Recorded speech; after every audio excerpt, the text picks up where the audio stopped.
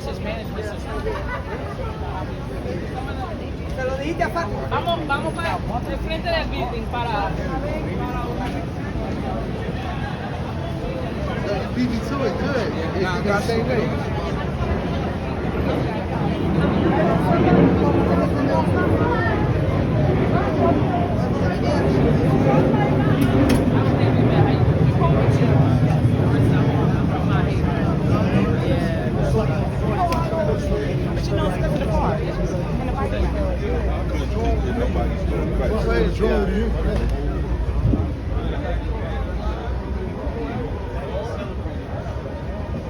They celebrate. Say. Nigga do that. Nigga ain't saying you ass some real shit. Niggas ain't. They don't see that no more. Right here. I've been right here the whole time. Where's Lee? Yeah, we out here. This is for the elderly that these young kids been terrorizing, beating up and all that y'all seen on the news the other day. We outside. We definitely outside. I'm calling for you to engage in manhood. I'm calling for you to engage in principles, morals, and integrity. There's no way that you should stand by and watch our elderly being abused and taken advantage of.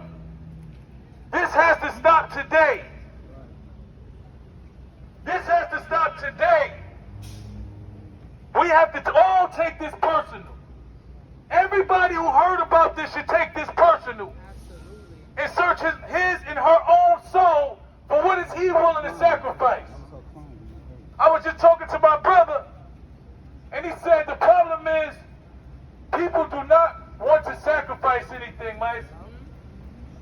People see this and say, I don't want to get involved in that because I don't want to sacrifice my health, my well-being, or anything. But the bottom line is, if we don't stand for us, who gonna stand for us?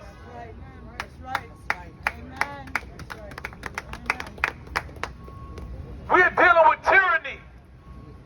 These young kids are feeling empowered because we're not standing up and we're not even raising them. There's too many older brothers saying they don't listen. I don't want to hear that no more. I've never had a young kid that I spoke to that just didn't listen to me forever.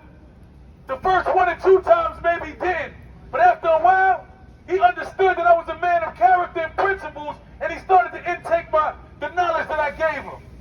So when you give up, of course they're not going to listen. When you're not standing as a man on your square, of course they're not going to listen to you. It's time for us to stand up as men. The same quote-unquote gangster that you can do somewhere else, gangsters when you protect your community. Gangsters when the kids can go to school safely. Gangsters when our elderly can come outside and don't have to worry about someone abusing them. It's time for us to come outside and stop watching from the windows. Stop watching these elders get abused from the windows. You know these kids trying to get these buildings. Step up. Step up. Act like it's your mother. When I watched this woman, I felt that was my grandmother that happened. I lost my grandmother years ago. And I said, if it was my grandmother, I'd be out here. This is how the cycle of violence continues in our communities. Because nobody's going to watch their grandmother get harmed without coming out here retaliating. And most of them ain't coming out here with their hands. So if we're not stopping it right there, then we're perpetuating it. Because we know what the next level is. As changed a man as I am, the thought of violence occurred in my mind. So somebody who hasn't had the training, the thought turns into an activity. So it's time for us to stand up. It's time for us to stand in front of our elders, in front of our children, and make our community safe. We got to stop being reactive and be proactive. I'm calling on the youth. I want the young 16, 14, 15-year-olds to come outside with us, man. I know y'all tired of watching this. You ain't got to be scared. This is the new gang. The ones who protected the community, we the new gang to be a part of. We no longer stand by allowing y'all to take over our communities and cause havoc in our communities. I want to recruit all of the young kids. We got jobs for you. We got careers for you. We got training for you. Join us. Join us. Don't be a part of anything that's negative. That's going to take you away from your freedom and your family. Most of the people you see here, we had to deal with that. And we want to stop you before you have to go through that. I lost too many of my friends and my comrades to these streets. Some either doing life in prison or some is in a graveyard. So I'm going to end this by saying it's time for us to really be gangster. It's time for us to really make sure that we gangster. I want you to test your gangster and make sure that your community is safe. Make sure that these old ladies feel comfortable when they see you. Because if they fear you, you ain't a gangster, you're a coward. When you're preying on the weak, you're a coward. It's time for us to step up. Boycott black murder. Boycott black murder. Pass it to my brother Kwame, man. I stand firm on everything that my brother just said. Sometimes less said is best said, so I'm not going to say a lot.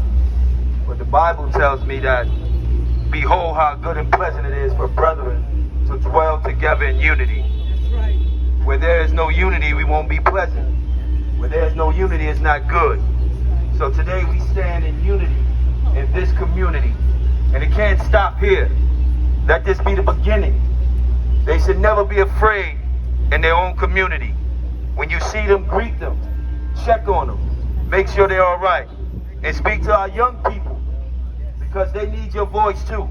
They need to know what they're doing is wrong. And there's another way.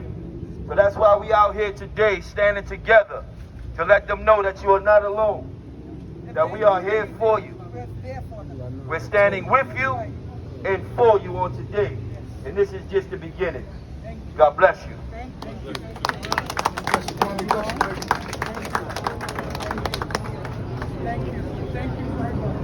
So on behalf of Release the Grid Bronx Connect, we thank you all for coming out. First of all, we thank those in this community for rising up, for loving your seniors, for taking care of your seniors. Because if God is generous to us, we'll be old. We'll be, for some of us, 40, 50, 60, and 70 years old. When I saw that young woman, that older, that mother, that's what we would call them in church. When that mother said she was 67 years old and had to endure this, I said unacceptable. I said no way. And so even as we're standing here today, giving RTG, saluting Guns Down, Life Up, saluting the wonderful SOS, and always saluting the wonderful SUV and our comrades in this work. We not only want to be here in comfort because we're here. We put out a schedule so that we can be present and calling the crisis management system from around the city to be here to stand, because it could have been my grandma. That's right. Right? Could have been my mom. Could have been our auntie. But it's this part of the family over here in Morrisania. And so even as we're giving them comfort, our next walk is to go by the park, right, where the young people hang out, and to bridge the gap, to remind the young people of their greatness. Because we know that sometimes that foolishness is bound up in the hearts of a child, right? So we have to make sure that we're reaching out to them. We have to make sure that we're talking to them. We don't find it acceptable, but I'm not going to stand and condemn them. Because I need to make sure that they're seeing our seniors as our seniors. So we want to give a word to them. We want to invite them. We want a conversation with them so that they'll know that not only is this not acceptable, but they're also not alone. This is not for publicity. We don't want to feed a fire, but we do want to tame a lion. And that's the great thing about being young. I believe that God calls young people because they are strong. because they're powerful, because they believe that they are invincible. But he also calls the older people because they know the way. These older people can have conversations with us and our young people that would blow our minds if we only knew what they came through, if we only knew what they went through, if we only knew what hurdles they have already overcome. And what doors they open. Come on now. So if you would, there might be one other person to take